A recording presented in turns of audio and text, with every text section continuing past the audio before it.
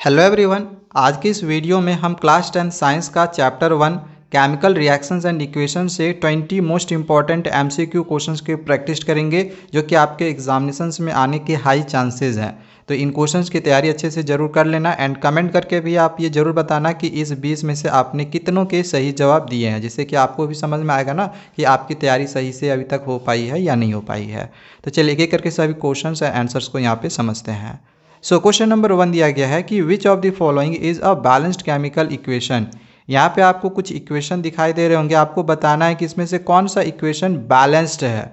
अगर आप यहाँ पे देखो तो हाइड्रोजन 2 है, यहाँ पर भी हाइड्रोजन 2 है, बट ऑक्सीजन यहाँ 2 है, ऑक्सीजन 1 है, तो ये तो बैलेंस नहीं है। इस इक्वेशन में देखो हाइड्रोजन 4 है, यहाँ पर भी हाइड्रोजन 4 है, यहाँ पे ऑक्सीजन 2 है, इधर भी ऑक्सीजन 2 है। दैट मीन्स कि ऑप्शन 2 हमारा राइट आंसर हो जाएगा। ठीक है, तो ऑप्शन बी राइट आंसर होगा। नेक्स्ट क्वेश्चन नंबर 2 है कि what type of chemical reaction is represented by the following equation. यहाँ पे आपको एक इक्वेशन दिखाई दे रहा होगा, बताना है कि ये किस टाइप का केमिकल रिएक्शन है। कॉम्बिनेशन रिएक्शन है, डिकम्पोजिशन रिएक्शन है, डिस्प्लेसमेंट रिएक्शन है या फिर न्यूट्रलाइजेशन रिएक्शन है।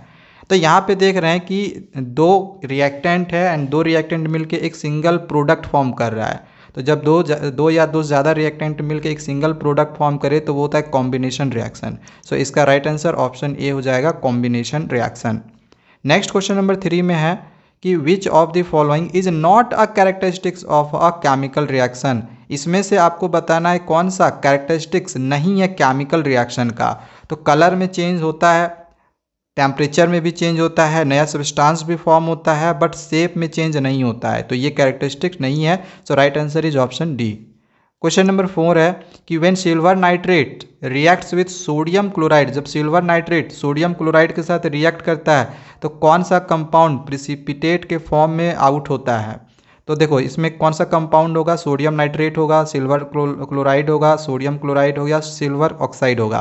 देखो इसका मैं इक्वेशन आपको यहाँ पे लिख दे रहा हूँ कि सिल्वर नाइट्रेट अगर सोडियम क्लोराइड के साथ रिएक्ट करता है, ठीक है, यहाँ पे देख लो, अगर सिल्वर नाइट्रेट सिल्वर जो नाइट्रेट था वो सोडियम क्लोराइड के साथ रिएक्ट कर रहा है, तो यहाँ पे आपको कौन सा कंपाउंड देखने को मिल रहा है जो प्रिसिपिटेट के फॉर्म में आ रहा है, तो AgCl यानी सिल्वर क्लोराइड। सो इस वजह से इसका ऑप्शन बी राइट आंसर होगा, सिल्वर क्लोराइड। ठीक है, नेक्स्ट अब आगे क्वेश्चन नंबर 5 दिया गया है what type of reaction is represented by the following equation. यहाँ पे जो इक्वेशन दिया गया है किस प्रकार का रिएक्शन को शो कर रहा है। कॉम्बिनेशन रिएक्शन है, डिकम्पोजिशन रिएक्शन है, डिस्प्लेसमेंट रिएक्शन है या न्यूट्रलाइजेशन रिएक्शन है। तो इसका राइट आंसर होगा ऑप्शन सी, डिस्प्लेसमेंट रिएक्शन। ये एक डिस्प्लेसमेंट रिएक्शन है। नेक्स्ट क्वेश्चन नंबर 6 है when magnesium reacts with oxygen. जब मैग्नीशियम ऑक्सीजन के साथ रिएक्ट करता है तो मैग्नीशियम ऑक्साइड फॉर्म करता है। तो इसको लेके कौन सा इसमें से जो स्टेटमेंट है वो सही है।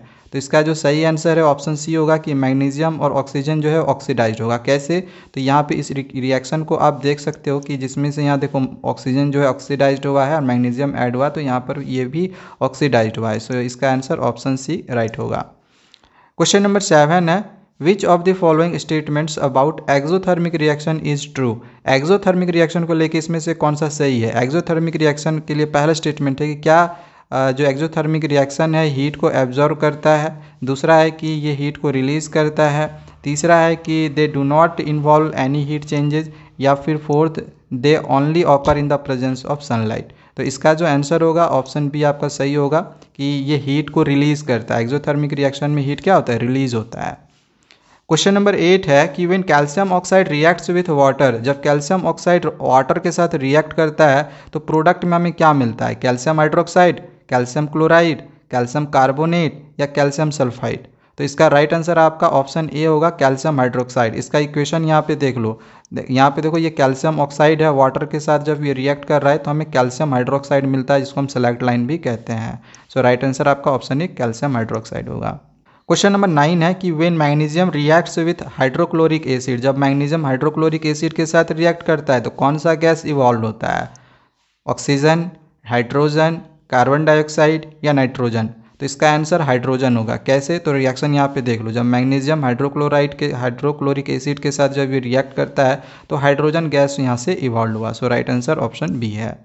क्वेश्चन नंबर 10 है when magnesium oxide is heated with carbon magnesium metal and carbon monoxide are produce. जब मैग्नीशियम ऑक्साइड को हीट किया जाता है कार्बन के साथ तो मैग्नीशियम मेटल और कार्बन मोनोऑक्साइड प्रोड्यूस्ड होता है। तो ये एग्जाम्पल है किसका, कॉम्बिनेशन रिएक्शन का, डिकम्पोजिशन रिएक्शन का, डिस्प्लेसमेंट रिएक्शन का या रेडॉक्स रिएक्शन का।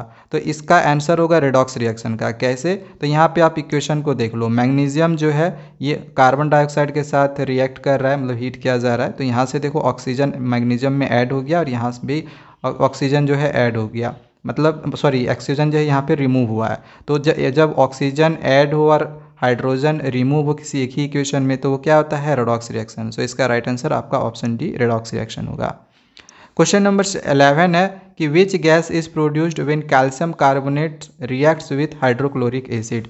जब कैल्शियम कार्बोनेट रिएक्ट करता है हाइड्रोक्लोरिक एसिड के साथ तो कौन सा गैस इवॉल्व होगा। देखो ये बहुत ही सिंपल है, इसका आंसर आपका कार्बन डाइऑक्साइड होगा, क्योंकि जब भी आपका रिएक्टेंट साइड में कैल्शियम कार्बोनेट रहे तो प्रोडक्ट में हमें कार्बन डाइऑक्साइड मिलता ही है।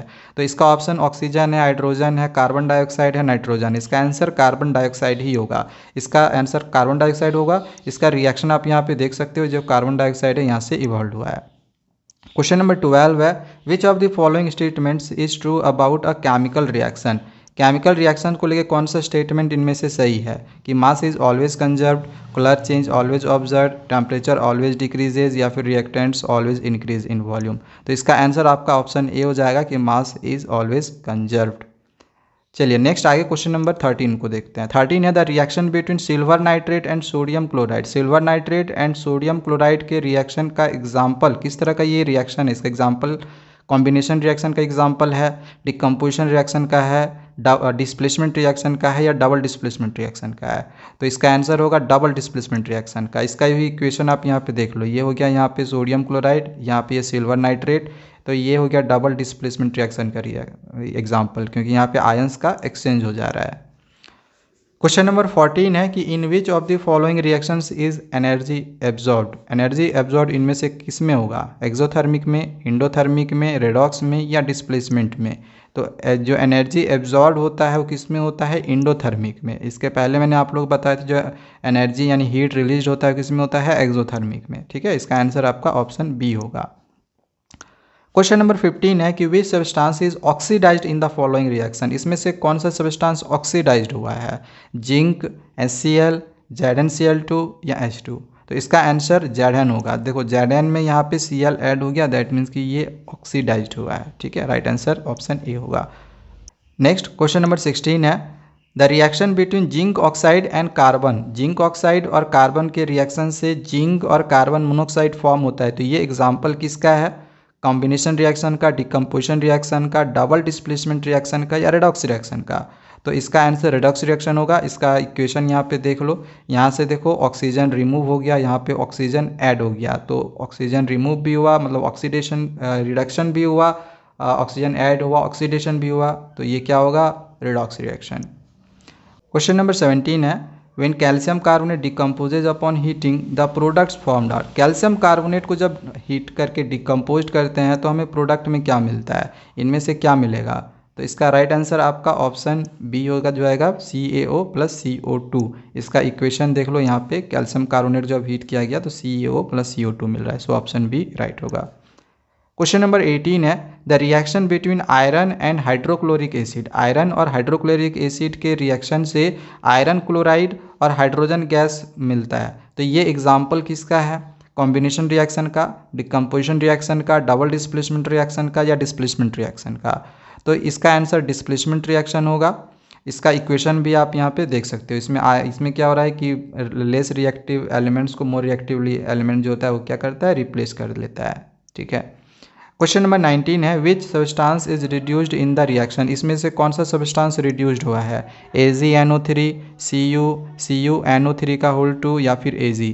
तो इसका राइट आंसर ऑप्शन बी होगा, Cu। बोला कौन सा रिड्यूस्ड हुआ है, तो यहाँ पे देखो Cu जो है वो रिड्यूज हुआ है। इसमें Cu जो है वो रिड्यूज हुआ है, क्यों, क्योंकि ऑक्सीजन इसमें ऐड है। क्वेश्चन नंबर 20 जो कि लास्ट क्वेश्चन है कि when silver nitrate reacts with sodium chloride. जब सिल्वर नाइट्रेट सोडियम क्लोराइड के साथ रिएक्ट करता है तो कौन सा प्रिसिपिटेट फॉर्म होता है। इस तरह का एक क्वेश्चन हमने ऊपर में भी देखा, NaNO3, AgCl, NaCl या फिर AgNO3। इसका राइट आंसर ऑप्शन बी होगा, AgCl।